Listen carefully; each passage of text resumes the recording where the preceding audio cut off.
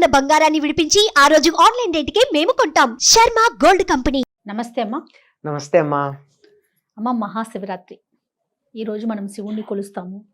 అలాగే రోజంతా కూడా ఉపవాసం ఉంటాం. రాత్రిపూట కూడా మనం జాగారం చేస్తాము. అవునమ్మా. శివరాత్రి అనగానే ముందుగా గుర్తొచ్చేది జాగారమే కదమ్మా. అవునమ్మా. తర్వాత ఆయనేమో అభిషేక ప్రియుడు. మరి శివరాత్రి రోజు అనుసరించాల్సిన విధానాలు ఏంటమ్మా? ముందుగా అందరికీ కూడా శివరాత్రి సందర్భంగా శుభాకాంక్షలు. శివరాత్రి పండగ అండి శుభాకాంక్షలు అని చెప్తున్నారు అంటే అందరికీ శుభం కలగాలి అని కోరికే కదా శుభాకాంక్షలు. అంతే కదమ్మా. శివుడు అంటేనే శుభప్రదుడు అని అర్థం, శుభాన్ని కలిగించేవాడని. ఆయన్ని పూజించి మనందరికీ శుభాలు కలగాలి అని చెప్పి మనకి అందరికీ కూడా, అందరిలో మనం కూడా ఉంటాం కదా, అంచేత అందరికీ శుభాలు కలగాలని ప్రార్థిస్తూ శుభాకాంక్షలు. అమ్మ, శివరాత్రి నాడు పాటించాల్సిన విధి విధానాలు ఏమిటి అన్నారు. ఏదైనా సరే మనం ఒక పర్వదినం, దానివల్ల మనం అనేక రకాలైనటువంటి ఔన్నత్యాలు పొందాలి అని అనుకున్నప్పుడు కొన్ని నియమాలు పాటిస్తాం తప్పనిసరిగా. శివరాత్రి నాడు పూర్తిగా ఉపవాసం ఉంటాం. ఈ ఉపవాసం అనగానే అన్నం తినకుండా ఉండడం అనేటటువంటి ఒక అభిప్రాయం ఉంది. అన్నం తినకుండా ఉండడం ఒక భాగం మాత్రమే. అసలు ఉపవాసము అంటే ఉప అంటే సమీపంలో, వాసం అంటే ఉండడం. ఉపవాసం అంటే ఏ భగవంతుణ్ణి మనం ధ్యానం చేస్తున్నామో, ఏ భగవంతుణ్ణి ఉద్దేశించి పూజ చేసి మనం ఏదో గొప్ప మేలు పొందాలనుకుంటున్నామో అటువంటి భగవత్ చైతన్యానికి సమీపంగా ఉండడాన్ని ఉపవాసము అన్నారు. ఈ ఉపవాసం ఎప్పటి నుంచి చెయ్యాలి అంటే ముందు రోజు ఒక్కసారే భోజనం చేయాలి. ఎప్పుడు ఉపవాస దీక్ష అయినా లెక్క అది. ముందు రోజు అంటే ఇవాళ శివరాత్రి అంటే ముందు రోజు ఒక పూటే భోజనం, ఈ రోజు పూర్తిగా భోజనం చేయకుండా ఉండడం, ఆ మర్నాడు ఉదయం భోజనం చేయడం, అది కూడా పూజ అయ్యాక. ఇంతవరకు పాటించటంతో తప్పనిసరిగా ఉండాలి. అయితే ఈ ఉపవాసం అంటే భగవంతుడికి సమీపంలో ఉండడం అన్నా, అందులో మరి భోజనం చేయకుండా ఉండడం భాగం మాత్రమే అని చెప్పాం. ఎందుకు అంటే మనం కడుపు నిండా అన్నం తిన్నామనుకోండి, దేవుడికి పూజకో ధ్యానానికో జపానికో కూర్చుంటే ఏం జరుగుతుంది? నిద్ర వస్తుంది. అందువల్ల మనం కూర్చుంటాం. కొంతమంది అలా ధ్యానాలకు చూడండి కూర్చుంటారు, హాయిగా కూర్చుంటారు, అంతే, కాసేపటి గురక వినపడుతూ ఉంటుంది. ఆ పరిస్థితి రాకుండా ఉండాలి అంటే శరీరం కళ్ళు మూసుకున్నా చైతన్యవంతంగా ఉండాలి. మనసు, ధ్యానం మనసుతో కదా చేస్తాం. మనసు చైతన్యంగా ఉండాలంటే బరువుగా ఆహారం తీసుకుంటే చైతన్యం ఉండదు, బద్ధకం వస్తుంది. ఎందుకంటే జీవ ప్రజ్ఞ అంతా కూడా పొట్ట దగ్గరికి వెళ్ళిపోతుంది. మెటాబాలిక్ యాక్టివిటీ పొట్ట దగ్గర ఉంటుంది కదా, అక్కడికి వెళ్ళిపోయి రక్త ప్రసరణ అక్కడ ఎక్కువయ్యి ఇక్కడికి కాస్త తగ్గుతుంది. అందుకే బాగా తినంగానే నిద్ర వస్తుంది చూడండి, కారణం అదే, అంతకన్నా మరో కారణం కాదు. కనుక ఆ రకంగా నిద్ర వచ్చి మనం జోగకుండా ఉండాలి అంటే ఆహారం తీసుకోకుండా ఉండాలి అన్నారు. ఆహారం తీసుకోకపోతే నీరసం వస్తుంది కదండి. కటిక ఉపవాసం ఉండమని ఎవరు చెప్పలా. మన సంప్రదాయంలో కటిక ఉపవాసం లేదు. హాయిగా ఉండలేనటువంటి వాళ్ళు పాలు తీసుకోవచ్చు, పళ్ళు తీసుకోవచ్చు. అల్పాహారం అంటే మళ్ళీ మీరు టిఫిన్లు తింటారు, అది కాదు. పాలు పళ్ళు ఏవైతే తీసుకుంటే వెంటనే శరీరానికి బలం కలిగి పొట్ట మీద ఎక్కువ బరువు ఉండదు అది తీసుకోవాలి. పళ్ళు తింటే నిద్ర రాదు. అవునవును కదా. అవునమ్మా. కనుక పళ్ళు తీసుకోవచ్చు. అంటే ఉండగలిగితే ఉండండి. ఎవరైనా కొంత నియమం ప్రకారం ఉంటామంటే వాళ్ళని కాదనడానికి ఎవరు అభ్యంతరం చెప్పరు కానీ, వాళ్ళని వద్దని అభ్యంతరం చెప్పరు కానీ, అలా ఉండలేనటువంటి సందర్భంలో హాయిగా పళ్ళు తీసుకోవచ్చు సమయానికి. అందులోనూ ఈ కాలంలో మందులతోనే జీవితాలు గడుస్తున్నాయి. అలాంటప్పుడు తప్పనిసరిగా వీలుని బట్టి మరి అరటిపండు తినచ్చు అంటే అరటిపండు తినచ్చు. అరటిపండుకి అభ్యంతరం లేదని చెప్తున్నారు, చాలా మంది భయపడుతున్నారు కానీ మరి అందరూ తినచ్చు అని చెప్తున్నది. కనుక అరటిపండో ఇంకో పండో ఏదో ఒకటి తినేసి ఆ మందు వేసుకుంటే అయిపోతుంది. అప్పుడు ఏమవుతుంది?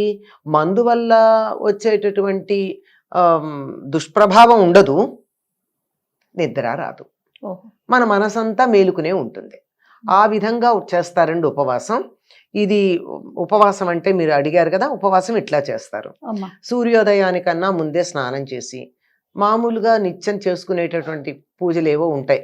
అంటే సంధ్యోపాసన చేసేవాళ్ళు సంధ్యావందనం చేస్తారు, గాయత్రి చేస్తారు, మామూలు నిత్యం చేసుకునే పూజ ఉంటుంది. ఇవన్నీ చేసుకున్నాక ఇవాళ అధికంగా చేసే తర్వాత చేస్తారు శివుణ్ణి ఆరాధించుకోవడం. అలాగే మీరు మేలుకోవడం గురించి చెప్పారు, రాత్రంతా మేలుకుంటారు, దీన్ని జాగారం. జాగరణ అంటారు. జాగరణ అంటే మేలుకుని ఉండడం. మేలుకుని ఉండడం అంటే ఏమిటి? మనకు ఒక టికెట్ మీద 2 సినిమాలని ఒకప్పుడు సినిమా హాళ్ళల్లో వేసేవారు, లేదంటే ఇప్పుడు రాత్రంతా సినిమాలు వేస్తూనే ఉంటారు. అవును అవును ఇది మేలుకోవడం అవుతుందా? ఇది నైట్ అవుట్ అవుతుంది, ఉమ్, అంతేగాని జాగరణ అవ్వదు. జాగరణ అంటే భగవంతుని పట్ల మనం మేలుకుని ఉండడం. ఏ రకంగా అయితే భగవత్ చైతన్యంతో కలిసి ఉండడం ఉందో అట్లాగే భగవంతుడి పట్ల మేలుకుని ఉండడం. అంటే దీనికి ఏం చేయొచ్చు ఆయన అంటే నామస్మరణ ఇప్పుడు జపిస్తూ మామూలుగా పగలు అభిషేకాలు చేస్తాం, రాత్రి 12 దాకా అభిషేకాలు చేసేవాళ్ళు ఉన్నారు, అఖండంగా అభిషేకాలు చేసేవాళ్ళు ఉన్నారు. ఉహు, అంటే వాళ్ళు ఒక్కళ్ళే చేయలేరు ఇంతసేపు, ఇది సామూహికంగా కూర్చుని ఒకళ్ళ తర్వాత ఒకళ్ళు చేస్తూ ఉంటారు. ఉహు, ఒకళ్ళు చదువుతూ ఉంటారు, నమకము చమకము మొదలైనవి, మరొకళ్ళు అభిషేకం చేస్తూ ఉంటారు, ద్రవ్యాలు అందించే వాళ్ళు ఉంటారు. అమ్మ. ఇలాంటివన్నీ ఇలా చేస్తూ 12 గంటల దాకా లింగోద్భవ సమయం దాకా అభిషేకాలు చేస్తూ ఉంటారు. ఉమ్, అభిషేకాలు అయిన తర్వాత అప్పుడు లింగోద్భవ సమయం అయిపోయిన తర్వాత అభిషేకం పూర్తి అయిపోతుంది కదా, అప్పుడు ఆయనకి షోడశోపచార పూజాధికాలు చేసి మళ్ళీ రేపు నక్షత్రాలు చూసే వరకు పడుకోకూడదు. ఉహు, ఇవాళ శివరాత్రి మేలుకున్నాం కదా అని మర్నాడు పొద్దున భోంచేసి పడుకుంటే అది జాగరణ చేసిన ఫలితం ఉండదు. అవును అవును మరుసటి రోజు కూడా మరుసటి రోజు నక్షత్ర దర్శనం దాకా ఆగాలి. అంటే సూర్యుడు కనపడేదాకా, అంటే చంద్రుడు. నక్షత్రాలు కనపడేదాకా. ఉమ్, ఉమ్, చంద్రుడు కనపడాడుగా, సూర్యాస్తమయం అయ్యేదాకా ఉండాలి, పగలు పడుకోకూడదు. ఆ పగలు పడుకోకుండా ఉంటేనే ఈ జాగరణ ఫలితం ఉంటుంది. ఉహు, మరి ఏం చేయాలి అప్పుడు అంటే మీరు ఇందాక చెప్పారు కదా, శివనామస్మరణ చేయొచ్చు, శివకథ శివుడికి సంబంధించిన హరికథలు చెప్పుకోవచ్చు, శివపురాణాన్ని చెప్పచ్చు, ఉమ్, భజనలు చెయ్యొచ్చు. లేదు ఎవరైనా శివుడి గురించి 4 మాటలు మాట్లాడితే నలుగురు వినొచ్చు, అమ్మ. నలుగురు ఒకళ్ళ తర్వాత ఒకళ్ళు మాట్లాడచ్చు, ఎన్ని కార్యక్రమాలైనా ఉంటాయి. మొత్తం అంతా శివ సంబంధంగా సమయాన్ని గడపాల్సి ఉంటుంది. ఉమ్, శివుణ్ణి తలుచుకుంటూ సమయాన్ని గడిపితే అది జాగరణ అవుతుంది. ఉమ్, జాగరణ అంటే అంతే మేలుకుని అదే స్లీపింగ్ టాబ్లెట్స్ చేసుకుని మేలుకుని, లేదా ఇవాళ ఇంట్లో వంట లేదు రాత్రికి కూడా మేలుకుని ఉండాలి అని చెప్పి ఇల్లు సర్దడం, ఇట్లాంటి పనులు పెట్టుకుంటారు కొంతమంది. అమ్మ.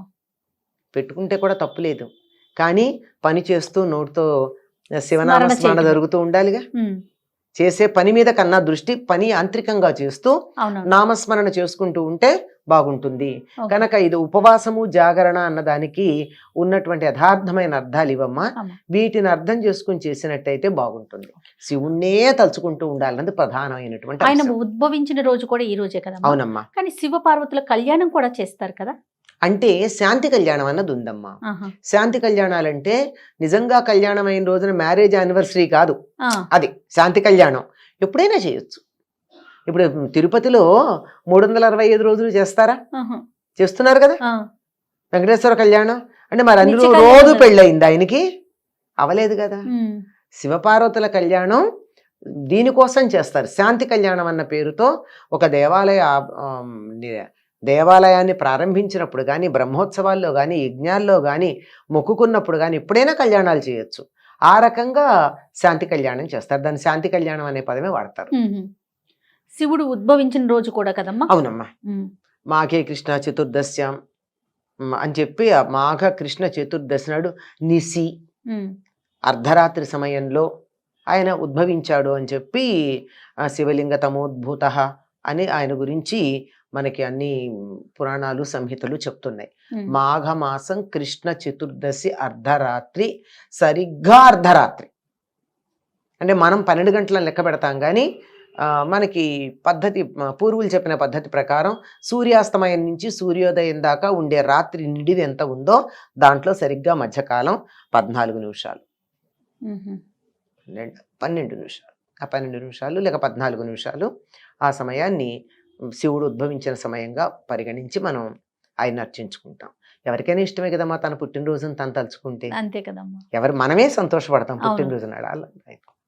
రైట్ అమ్మా. మరొకసారి మహాశివరాత్రి శుభాకాంక్షలమ్మా. శివరాత్రి శుభాకాంక్షలమ్మ. అందరికీ శివుడు అన్ని రకాలైనటువంటి ఐశ్వర్యాలు ప్రసాదించి చివరికి ముక్తిని కూడా ఇచ్చుగాక. స్వస్తి.